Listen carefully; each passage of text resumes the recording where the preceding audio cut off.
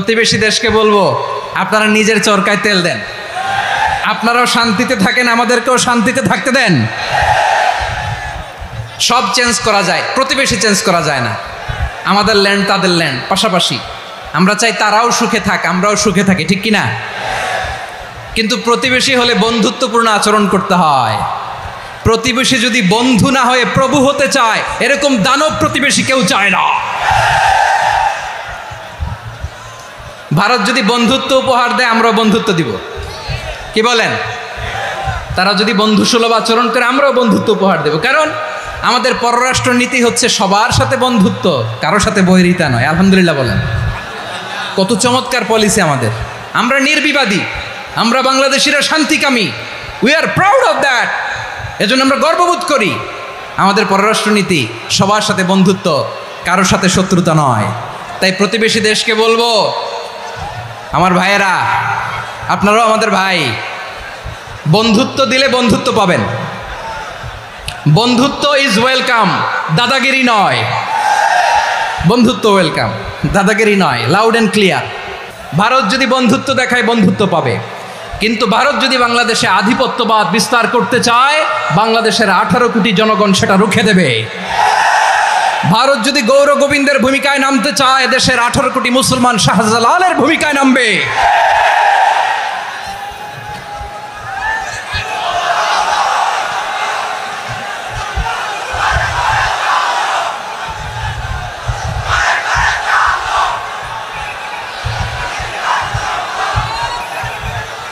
প্রিয় ভাইয়েরা, আমরা বন্ধুত্বে বিশ্বাসী, শত্রুতায় নয়, ঠিক কিনা বলেন?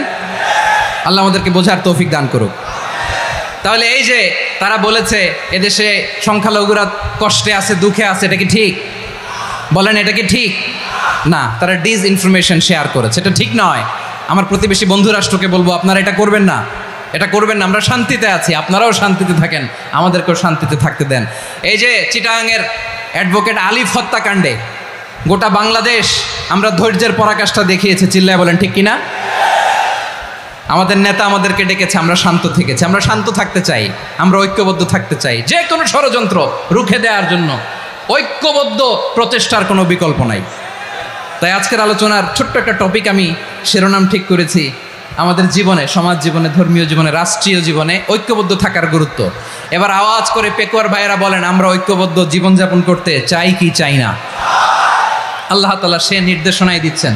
আল্লাহ তাআলা ইরশাদ করছেন, ওয়া'তাসিমু বিহাবলিল্লাহি জামিআন ওয়া লা তাফাররাকু ওয়াযকুরু নি'মাতাল্লাহি আলাইকুম إذ كنتم أعداء فألف بين قلوبكم فأصبحتم بنعمته إخوانا وكنتم على شفا حفرة من النار فأنقذكم منها كذلك يبين الله لكم آياته لعلكم تهتدون الله أكبر পড়েন। আল্লাহ বললেন, ও গোলামেরা শোনো, ওয়া'তাসিমু বিহাবলিল্লাহি জামিআ, ও আমার গোলামেরা সবাই মিলে আল্লাহর রশিকে আঁকড়ে ধরো। আল্লাহর রশি হলো ইসলাম, আল্লাহর রশি হলো কোরআন। আল্লাহ বললেন, কোরআনকে আঁকড়ে ধরো, ইসলামকে আঁকড়ে ধরো। একা একা আঁকড়ে ধরলে চলবে না, জামিয়া, সবাই মিলে আঁকড়ে ধরো। এই আদেশটা আমাদের জন্য দান করেছেন কে? আল্লাহ তাআলার নির্দেশ, ওয়া'তাসিমু বিহাবলিল্লাহি জামিআ, সবাই মিলে আল্লাহর রশিকে আঁকড়ে ধরো। হাবলুল্লাহ মানে আল্লাহর রশি। হাবলুল্লাহ মানে কি? রশি। এই হাবলুল্লাহ, আল্লাহর রশি বা আল্লাহর রজ্জু দ্বারা উদ্দেশ্য হচ্ছে ইসলাম। আল্লাহর রশি দ্বারা উদ্দেশ্য কি? তাফসিরে অনেক ব্যাখ্যা এসেছে। এরকম পরিস্থিতিতে তাফসিরের সূক্ষ্ম সূক্ষ্ম বিষয়গুলো আমরা শোনাতে চাই, কিন্তু পরিবেশ হয়ে ওঠে না। আল্লাহর রজ্জু বা আল্লাহর রশি দ্বারা উদ্দেশ্য হচ্ছে ইসলাম। আল্লাহর রজ্জু বা আল্লাহর রশি দ্বারা উদ্দেশ্য হচ্ছে কোরআন। কারণ কোরআন আমাদেরকে ঐক্যবদ্ধ করে, ইসলাম আমাদেরকে ঐক্যবদ্ধ করে। চিল্লায় বলেন ঠিক কিনা? এজন্য আল্লাহ বললেন, তোমরা আমার রশিকে আঁকড়ে ধরো, বিচ্ছিন্ন হয়ে না। আমার দেয়া নেয়ামতগুলো স্মরণ করো। যখন তোমরা ছিলে শত্রু, তোমাদের মধ্যে হৃদয়ে আমি আল্লাহ ভালোবাসা ঢেলে দিলাম। ফলে তোমরা সবাই ভাই ভাই হয়ে গেলে। তোমরা সবাই ছিলে জাহান্নামের কিনারায় জ্বলন্ত অগ্নিকাণ্ডের পাশে, আমি আল্লাহ দয়া করে ঈমানের বদৌলতে তোমাদেরকে আগুন থেকে ফেরালাম। আমি আল্লাহ দয়া করে তোমাদেরকে জান্নাতের পথ দেখিয়ে দিলাম। সুবহানাল্লাহ পড়েন।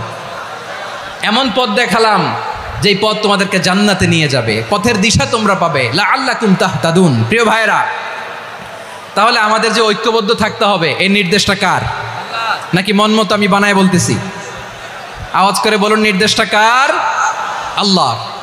তাহলে আমাদেরকে ঐক্যবদ্ধ জীবনযাপন করতে হবে। প্রিয় ভাইরা, ইসলাম আমাদেরকে ঐক্যবদ্ধ করে। ইসলাম আমাদেরকে কি করে? সংঘবদ্ধ করে, ঐক্যবদ্ধ করে।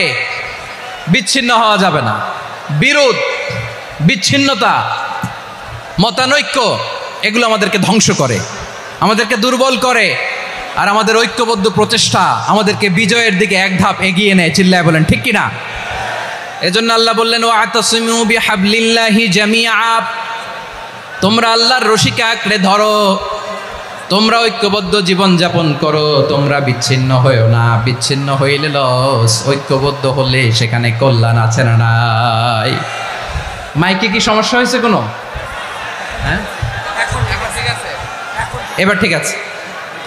প্রিয় ভাইয়েরা, শেষ করে দেই না? তাইলে শেষ করে দিব তো। গত 2 দিন আগে এসে বসে আছেন, আর আমি আসার 20 মিনিটের মধ্যে উঠে যাচ্ছেন কেন? আর সহ্য হচ্ছে না? আর পারতেছেন না? হ্যাঁ, বসেন। যাদের খুব জরুরত তাদেরকে বেরোইতে দেন। অনেকে সকাল থেকে বসে আছে, ওয়াশরুমে যেতে হবে, সারাদিন কিছু খায় নাই, পাগলের মতো বসে আছে। আমি জানি, সব রিপোর্ট আছে আমার কাছে। মেহেরবানি করে বিশৃঙ্খলা করবেন না, আল্লাহর ওয়াস্তে, আল্লাহর ওয়াস্তে। যাদের কষ্ট হচ্ছে বের হয়ে যান। আরো কয়েক মিনিট কথা বলে আমরা শেষ করব।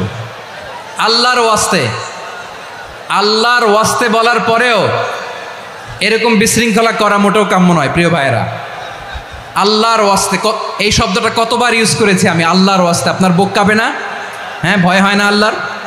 একটু থামেন, একটু থামেন, মেহেরবানি করে, মেহেরবানি করে। এই তো, হ্যাঁ, মাশাআল্লাহ। আল্লাহর ওয়াস্তে প্রিয় ভাইয়েরা, ঐক্যবদ্ধ হতে হবে আমাদেরকে। আদেশটা কার? একটু আওয়াজ করবেন। ঐক্যবদ্ধ জীবনযাপন করতে হবে, আদেশটা কার? আমাদের আগে যে সমস্ত জাতিগোষ্ঠী ধ্বংস হয়েছে বিভেদের কারণে হয়েছে। বিশ্বনবী বলেন, বুখারীর বর্ণনা, ফাইন্নামা আহলাকাল্লাযীনা মিন ক্বাবলিকুম কাসরাতু মাসাইলিহিম ওয়া ইখতিলাফুহুম আলা আম্বিয়াইহিম। তোমাদের আগে ইহুদি নাসারারা যারা ধ্বংস হয়েছে, আমার গজবে উপনীত হয়েছে, 2টা কারণ ছিল। নাম্বার 1, কাসরাতু মাসাইলিহিম, বেশি প্রশ্ন করত, প্রয়োজনে অপ্রয়োজনে নবীরে প্রশ্ন করে আটকাইতে চাইতো, এরকম ডাকাত ছিল তারা। 2 নাম্বার কারণ, ওয়াখতিলাফুহুম আলা আম্বিয়াইহিম, ইখতিলাফ করার কারণে, বিভেদের কারণে, পারস্পরিক বিরোধে জড়ানোর কারণে তারা ধ্বংস হয়েছে। এখন বলেন, আমরা কি আল্লাহর গজব চাই? আমরাও কি তাদের মতো ধ্বংস হতে চাই? এজন্য আল্লাহ তাআলা সূরা আল ইমরানের 105 নম্বর আয়াতে বললেন, ওয়ালা তাকুনু কাল্লাযীনা তাফাররাকু ওয়াখতালাফু মিন বা'দি মা জাআহুমুল বাইয়িনাত ওয়া উলাইকা লাহুম আযাবুন আযীম। খবরদার, প্রমাণ পাওয়ার পরেও, দলিল নাজিল হওয়ার পরেও যারা বিরোধ করেছে, ইখতিলাফ করেছে, বিচ্ছিন্ন হয়েছে, খবরদার তোমরা তাদের মতো হয়ো না। যদি তাদের মতো হও তাহলে জেনে রাখো, ওয়া উলাইকা লাহুম আযাবুন আযীম, তাদের জন্য আমি মর্মন্তুদ শাস্তি প্রস্তুত করে রেখেছি। যারা বিচ্ছিন্ন হয়েছে, বিরোধ করেছে, তারা কারা? ইহুদি নাসারারা। এই আয়াতের তাফসীরে কাল্লাযীনা তাফাররাকু ওয়াখতালাফু, যারা বিচ্ছিন্ন হয়েছে, বিরোধ করেছে, তারা কারা? মুফাসসিরিনে ইকরাম বলেছেন তারা ইহুদি নাসারারা। আওয়াজ করে বলুন তো, তারা কারা? ইহুদি নাসারারা। বিষ্ণু ঈসা ইসলাম সুনানে আবু দাউদ এবং তিরমিজির হাদিসে বলেন, ইফতারাকাতিল ইয়াহুদু আলা 71 ফিরকা, ইহুদিরা 71 দল হয়েছে। ইখতিলাফ করতে করতে কয় দল? সবাই বলে নাই, কয় দল?